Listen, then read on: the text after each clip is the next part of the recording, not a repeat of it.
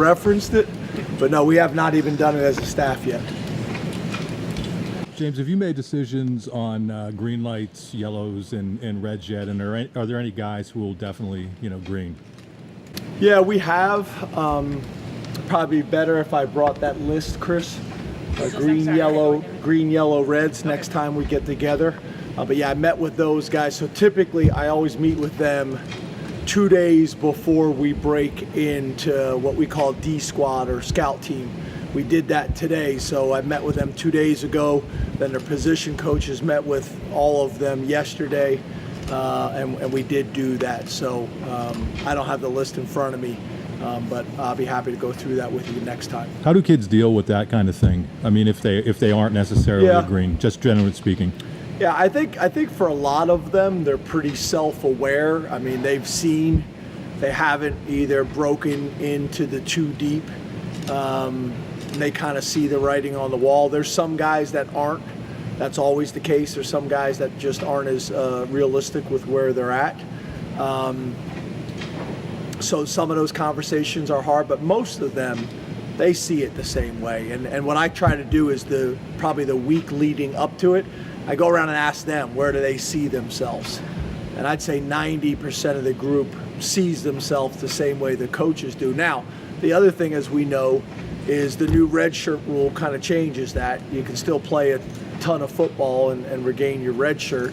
And just because they're not ready right now doesn't mean they won't be ready by game 5.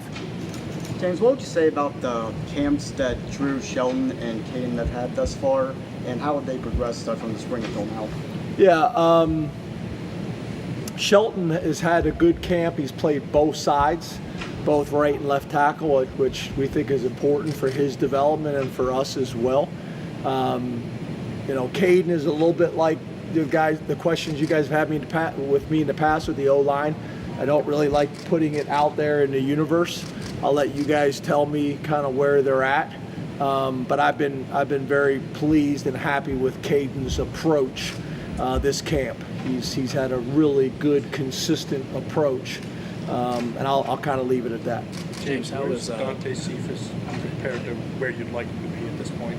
Yeah, he's in that group that's battling. We got a competitive group of 4 to 5 guys that are battling. He's part of that conversation. We've had some really good conversations. I think he realizes that this has been different, the adjustment, especially with the DBs and the man-to-man coverage that we play. It's just different. It's not saying that he's not a big-time player, but there's a difference between getting up 1 or 2 days a week or 1 or 2 times a year in a season, coming out here every single day with that type of competitiveness that you need to be successful. So it's been a really good adjustment for him. He's handled it really well, and he's part of that group that's competing for those spots. Are you seeing anything different from Nick and Katron that you didn't see a year ago when they were in camp? Yeah, I just think, obviously they had really good years in camps last year, but they're different players now. They're bigger, stronger, they're more confident. Physically, they're more confident mentally in their assignments and just understanding major college football and what it takes. They've had really consistent and strong camps. James, what kind of progress have you seen from Abdul Carter, from the player that we saw last year? Yeah, same thing. He's bigger and stronger and more confident. I think, Abdul's a perfect example of a guy kind of second half of the season really took off. And he's really kind of kept that momentum through spring ball and summer camp. So we expect him to have a big year for us. We need him to have a big year for us. But I think he's in a much more confident place with what he's going to be able to do within the defense, and has taken on more of a leadership role. Coach, you mentioned the secondary and third wide receiver spot as question mark going into camp. Which guys at those positions have been able to separate themselves and prove themselves in camp? Yeah, kind of like we just talked about at wide receiver, there's a group of guys that are still battling for those spots that were question marks. In the secondary, there's still battle going on between the 4 safeties. There's been some bumps and bruises like there is for every camp, so that's also kind of made it a little bit more interesting. And then at corner, I think the guy that really has had a strong camp is Johnny Dixon, has taken a significant step.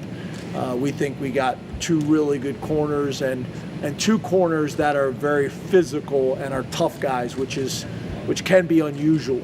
But I think he's probably been a guy that's taken a significant step. And then there's a bunch of young players that we think will rotate in and contribute as well. James, towards the beginning of camp, you said Jackson was maybe the surprise of camp thus far. It's been a few weeks since media day. How would you say he's been progressing in the few weeks since that time? Yeah, he may throw the best deep ball. He's got a really good understanding of touch and velocity and angle, that is necessary.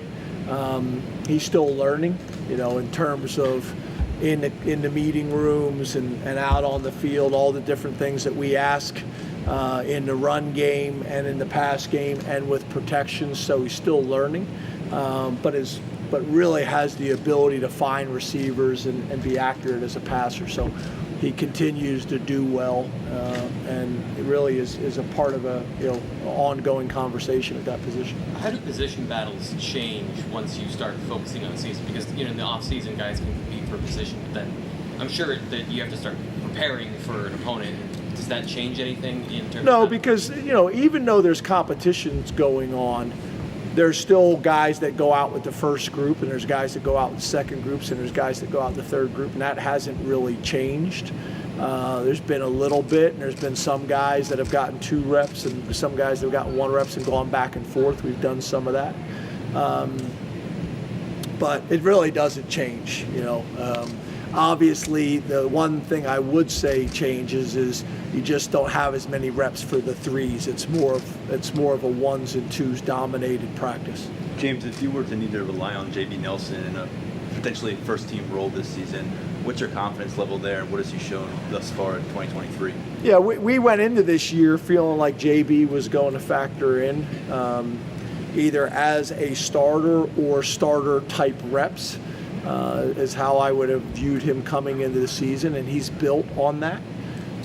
His habits are a lot better in terms of how he practices and approaches meetings and everything else. You could make the argument he may be our most physical offensive lineman that we have. I know talking to our defensive linemen, they got a ton of respect for him. So we expected him to play a significant role this year, either way. Hey, James, you named the captains on Saturday, or maybe before that. You haven't commented on the group. Can you talk about the group and what they bring to the table? Yeah, so we voted on 3 captains, may have been at the end of spring, to go into the summer with. And then we held out all summer and really mostly through training camp to see who developed into that next role and kind of leave that out there, for competition over the summer. And it's worked out really well. So I think we got a strong group of veterans. I think the coaches and the players and the staff all kind of see it the same way. I think we probably have a decent number of them that are more lead by example than verbal like we had last year.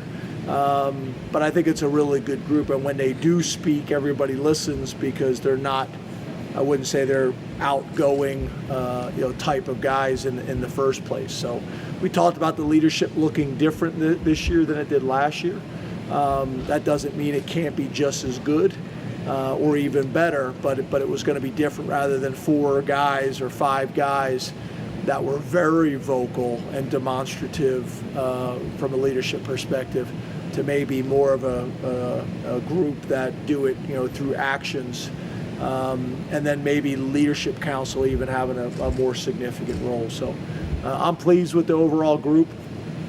I wasn't sure if we'd have 6. I thought we may have 2 on offense, 2 on defense, and 1 on special teams. But Malik Mega got a ton of votes on special teams as well. So I feel really good about really all 6 of those captains. How has Deion Barnes handled his first training camp as a coach? I know you spoke highly of him in the spring. Really good. His players love him. He's very, very, very demanding. He's very transparent and authentic with them, which I think is important. There's still some growth that's happening every day with going from being a GA to a full-time coach in a top 10 program in a Power 5 institution. There's an adjustment period, but he's handled it extremely well. He's doing very well. I think the defensive staff, I think, has also done a really good job. But he's probably way ahead of where most people would expect and anticipate. And that's coaching his guys on the field. That's meeting room expectations. That's teaching scheme. That's recruiting. He's doing really well. I'm proud of him. Which specialists have impressed you this far, and have you found that consistency that you're looking for with those? Yeah, I think however this thing plays out, I do think going out and getting some veterans to come in here and create competition has been really good for us. I think Sanders' development because of the competition, I think, is dramatic, and I don't know if that happens without the competition. And I would say that's happening at both kicker, punter, and really kickoff as well. I would say Dzansky is probably the one guy that's pretty much solidified himself, and there's a pretty significant gap between the other two. I think the other two are pretty good, but there is a significant gap with him.